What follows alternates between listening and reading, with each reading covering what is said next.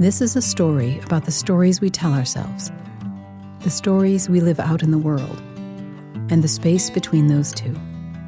It's about how we love, how we lose, and how we recover, or not, through the stories we make up in our heads. I'm Robin Rice, and this is also my story. Chapter 32. Energy to Spare. Meaning, purpose, passion, impact. These are the story elements we all want. They are what makes the story of our lives worthwhile.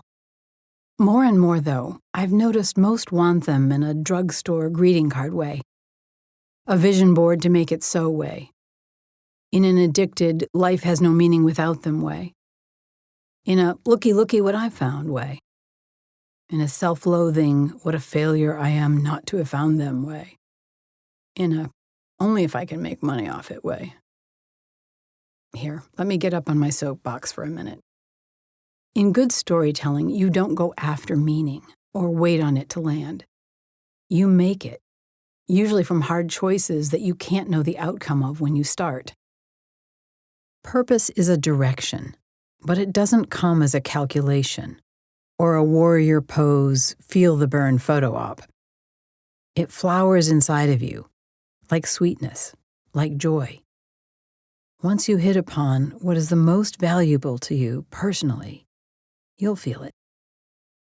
Passion. Who doesn't want to find their passion?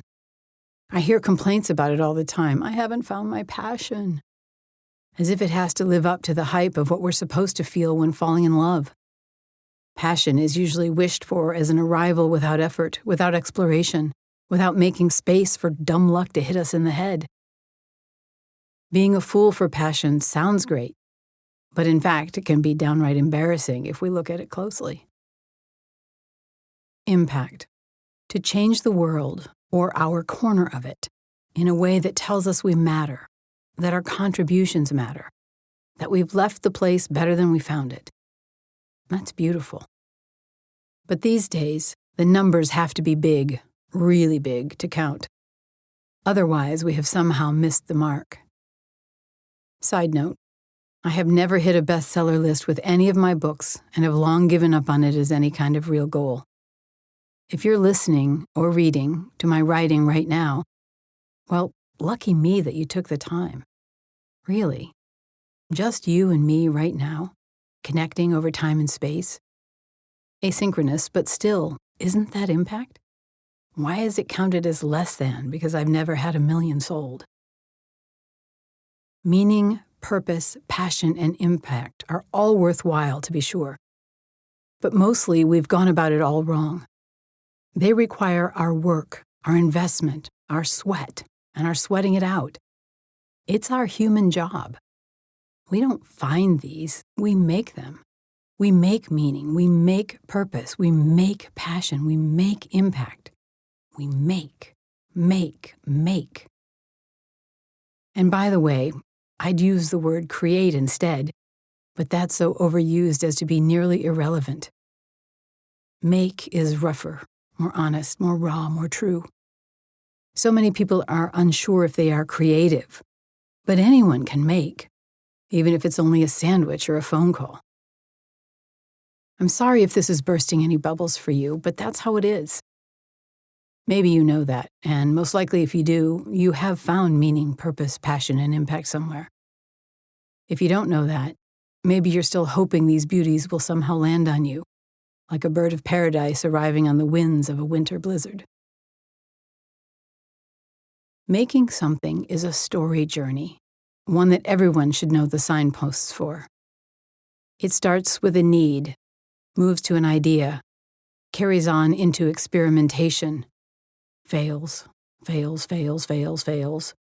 lands as an epiphany, gets reworked, gets tested, gets reworked, gets tested, goes in another direction, nope. Okay, well, maybe another, nope. Well, now that might have something here. Utterly exhausted and not what we thought at first, but workable, usable, run-withable. Do we? Don't we? Okay, try again. Small success, iteration, editing, trials, errors, iteration, editing, a bit more success, years, decades.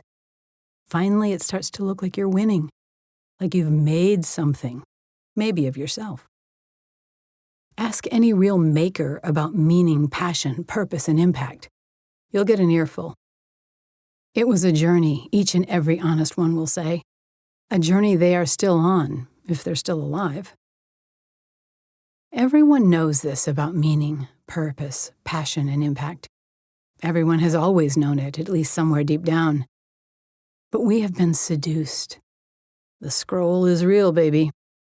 And so, with sometimes Herculean strength, we must pull ourselves from our screens and go back to basics, back to making. Things, ideas, art, love, we make it. We make it. And then we tell stories about making it. Okay, end of soapbox. Sort of. As for me, finally, in my 40s, after everything you have heard so far in the previous 30-some chapters, I was making it. I had it all. Meaning, purpose, passion, and impact. I was hardly a household name, but enough people, especially locally in certain circles, knew of me for me to feel I'd touched my corner of the world. And, bonus points, helped others touch theirs. Enough people spoke of my impact for me to see I'd made some kind of mark. But also, enough people witnessed my flaws for me to also see them, in glaring detail. I tried to learn from each mistake, as my greatest pain was in letting someone down. Today, looking back, I can see it was all worth it. It really was. I didn't always know that, not like I do now.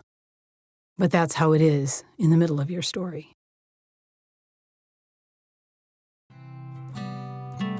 Enter the labyrinth.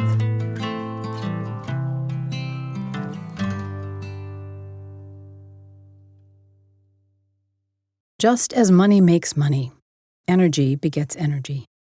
I was crazy full of it. Creative download after creative download, day after day. I spent most of my time engrossed in flow. Sometimes too much. Impact, it turns out, is highly addictive. It was like my friend Ishtar Howell has written. Archetypes are looking for people to live them out. Stories are seeking storytellers.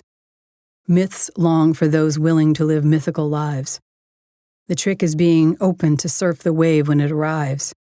Or, as Jung quipped, people don't have mythologies. Mythologies have people. Some mythologies sure had me. But even my one-on-one mentor, Jean Houston, protege of mythologist Joseph Campbell and famed anthropologist Margaret Mead, wasn't sure which one we ought to look to. With energy and magic on my side, my pace was incredible and hard for others to keep up with. When I failed to get the support I was looking for, I took it over and did it myself. That little whirling daredevil image most of us older folks know from TV, that's how I felt, and how I enjoyed feeling. Each day was an in-breath of study, alchemy, Taoism, and other ancient texts. The more esoteric the better, because the essence of them held a fuel-like energy. And an out-breath of left-foot hard work and right-foot creative expression. I didn't know exactly what I was doing, but between what I intuitively remembered, being a quick study, and knowing what I knew all at the right moments, everything flourished. While I was as honest with others as I could be with myself, I was especially honest about not being a guru or having any interest in being one. That didn't stop people from putting me on a pedestal and then, inevitably, knocking me off.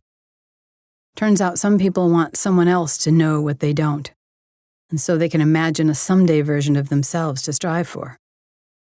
And if you fail them, they don't take kindly to it. My guides reminded me to be an icon, a stone statue at the gate of the temple people could put projections onto and take what they wished from, without it ever changing me. Yeah, far easier said than done. Over the next decade, I won't bore you with year-by-year details. I was able to grow my first apprenticeship from a handful to as many as 60 at a time. At first, it was in person, But the minute the internet took off, I incorporated Be Who You Are Productions and created my own online platform. I made a solid living from my very first year, which afforded me the ability to give things away for free and invest in future creations. At first, people found me through reading 100 Ways to Sunday, but then through my other fiction, Venus for a Day, Do-Overs, An Irish Story, and What Claims by Fire, Book 1 of the Maiden Chronicles. That and an inordinate amount of social media. I created one of the first Facebook pages to reach 10,000 followers, which back then was a lot of people. I also took on YouTube, Pinterest, Twitter, then Instagram, and, well, all of them. By the time we got to TikTok, though, I was over it. By the way, if I have not mentioned it, my Instagram was hacked a few years ago, and I was never able to get it back. Note that I don't sell crypto or anything else through DMs. Seriously.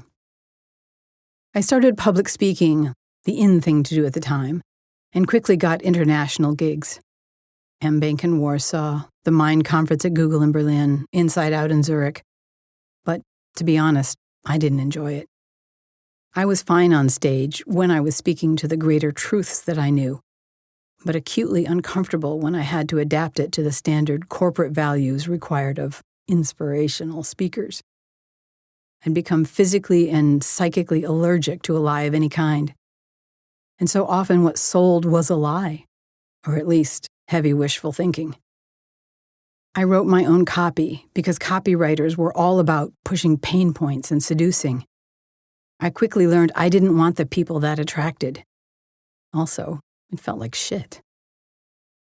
I attracted based on my truth, not that it was yours, but that worked.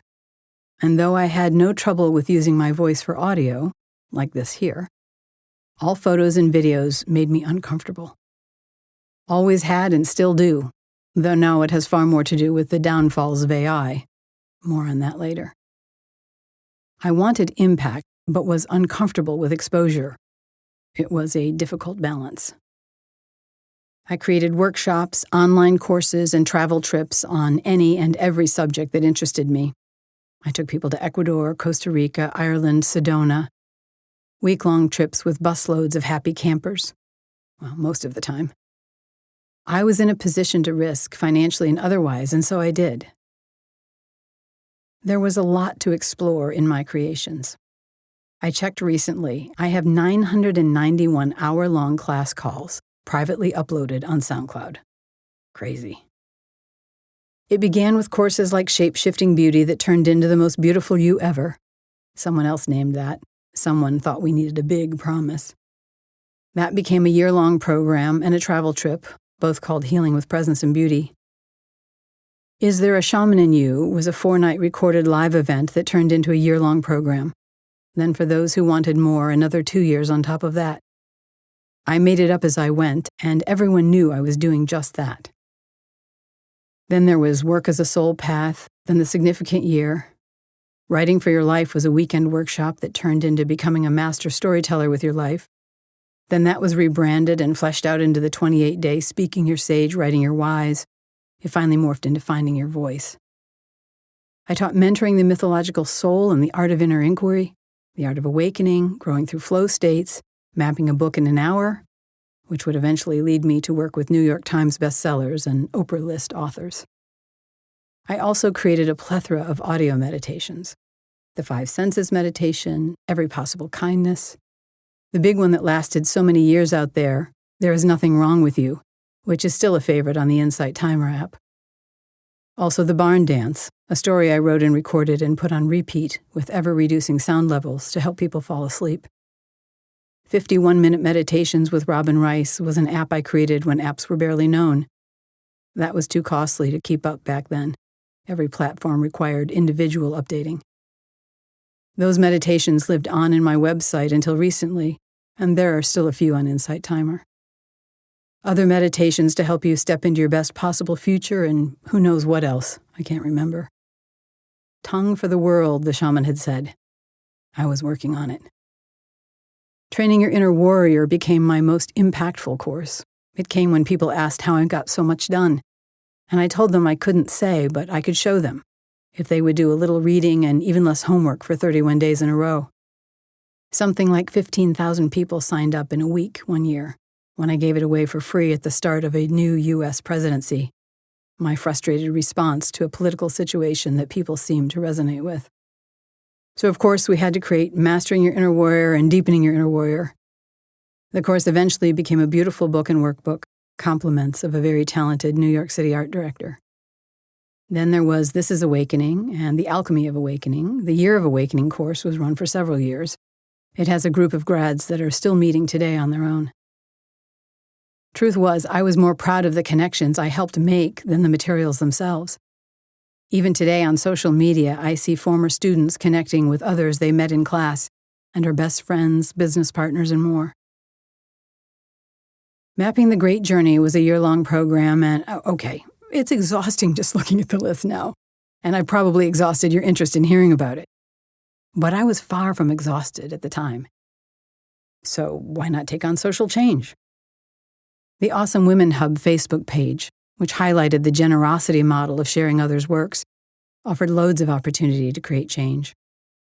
In the first years, we had a gift exchange between women who would not get a gift at Christmas. Why should the kids have all the fun? And those who wanted to buy a gift for such a woman. It was a powerful, even life-changing experience for some on both sides of the giving and receiving. That taught me, and others, how easy and simple things could make a huge difference. I dreamed up an 11-city music video tour. The idea was to find a woman musician to highlight in each city and spend a day asking the participants what the world needed next. I wanted to give women the voice they were ready to find. Then, on the second day, we would make a collective music video. It was a hard sell. People just didn't get that the point was to be heard and be creative collectively. And I was barely a videographer with my iMovie and a handful of cameras. The participants were suspicious, expecting a massive upsell to something, as was the way a lot of people made money. But there was none. We had to cancel 6 of the cities. You'd think I would have lost my financial shirt on it, but we broke even. On the books, nearly to the dime. Your Holiday Mom is still the social change project I am proudest of. Knowing that LGBTQ plus youth, and old people it turned out, are more likely to attempt suicide without a mother's love, and wanting to offer something to anyone feeling alone, like my little brother Ricky had. I guided 40 moms to write compelling letters, stories really, to be published at the rate of 1 a day, every day between the U.S. Thanksgiving to New Year's, on a blog. I still remember a young woman writing in the comments that she was holding her little brother as they both sobbed. They never thought they'd hear a mom say, "I love you." We saved lives every year. You know that meant something to me. After 7 years, tons of volunteer hours, but diminishing reads, we turned it into a book. Your Holiday Mom is priced as low as we were allowed to price it, because it's not meant to make money. Go find it. Maybe my biggest success in terms of numbers was the Stop the Beauty Madness campaign. It was covered in the media in 30-plus countries, often in beauty magazines, right alongside ads for makeup and skin cream. It was actually pretty funny, though the 25 in-your-face ads were far from it. They expressed my utter pissed-offness at not being able to shake my own beauty and body issues. Ads like a young, heavy girl that said, "What did I learn in school today? Fat pig porker, why don't you just go kill yourself?" Or a honey-colored woman dressed to the nines that read, "Pretty enough, smart enough, not white enough. #didn't get the job." As with any social change project, I learned that to be effective, you needed to host local leaders and focus groups that would become early adopters. Turns out people share what they feel ownership in. I was more than glad to share the ownership. Stop the Beauty Madness was so successful, Huffington Post Live discussed it for nearly half an hour one day, wondering what the profit motive was. How could I, Robin Rice, the creator, be making money? I went on the show the next day to say I didn't intend to make money. It kind of blew them away. Then the Today Show called and came to film a segment on it. I took time from a conference I was attending to shoot it, but in the end, they didn't run it. They couldn't. The stock company I'd used wanted too much money for that level of distribution, and the show didn't have the budget. Even so, the stock company charged me an additional $10,000 for the reach they noticed I was having. Not only did I not make money, I lost it. But it was worth it.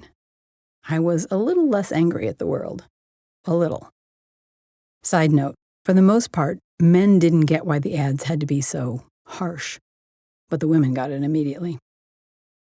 I like to think that 25-piece series, when viewed as a collection, revealed a greater truth about our current beauty standards, that society was to blame, not the woman who is perpetually blaming herself. Awakened or not, there was plenty of beauty issues still lurking in my psyche, and a strong fuck you to the establishment, too. Some of those ads are now in college textbooks. I'm getting a small check every year from them. More valuable, a smile on my face every time I think about it. My vision was always, always greater than my results, so I had to learn to live with disappointment, which I did. Doors that don't open, don't. Magic can't be manipulative, at least not by my standards. I recall spending 1 year creating a very large, ambitious event that totally flopped. 100 visionaries. Turns out the audience wanted me to bring them 100 other visionaries, when I was seeing that they were the 100, that they needed to meet each other, to boost each other up. They would meet in one day, then stay connected on an app for a year. Anyone, I thought, with a vision could benefit from seeing themselves as visionaries, and, as always, in my intentions, finding others like them. They didn't get it. Couldn't get it, I learned. Also, the work partner I'd started with needed to leave, and the team I hired to support me was not showing up to do the actual work. They were enamored with me as a visionary and truly desiring to help, but slow to do the basics of what was needed. The elbow grease, the stuff I spent every waking moment on. The showing up and slogging out the details. We ended up with only one event, and I did all the front of house and behind the scenes work alone, save a few friends who last minute volunteered.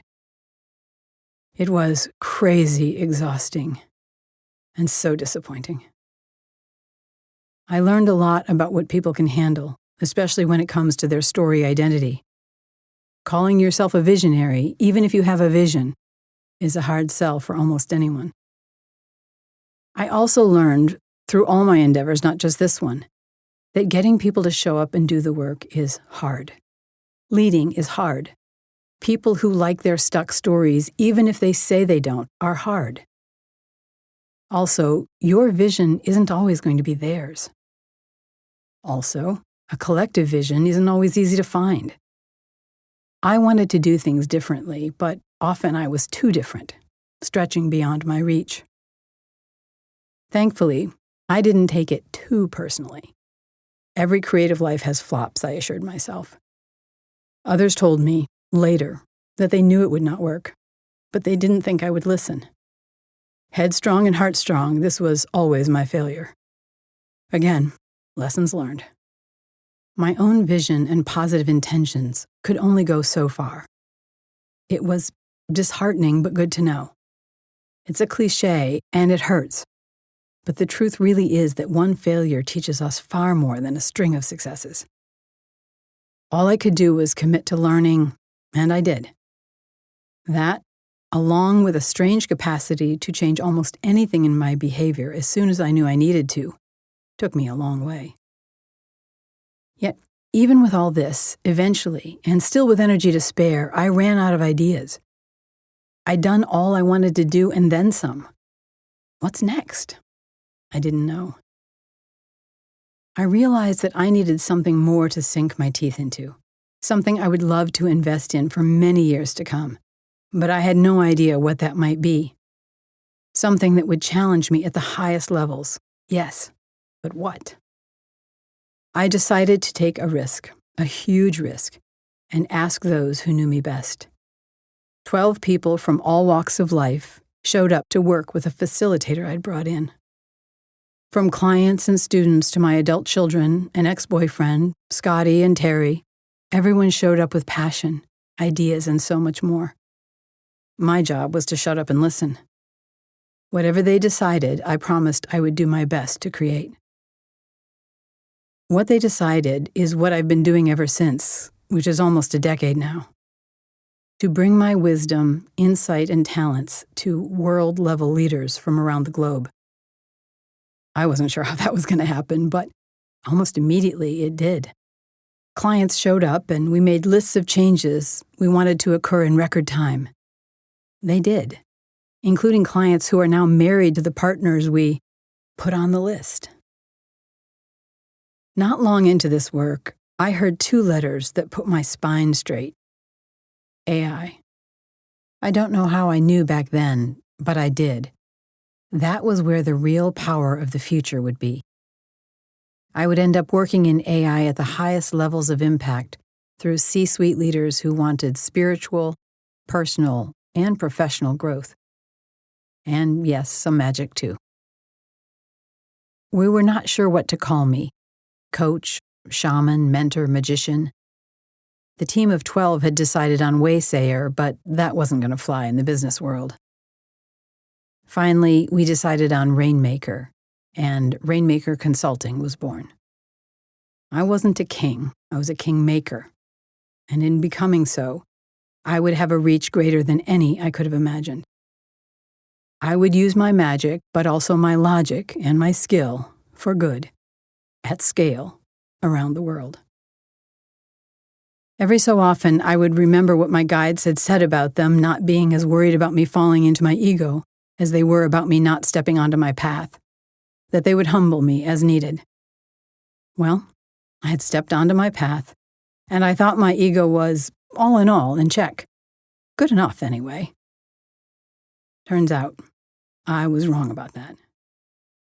Mind-bendingly wrong.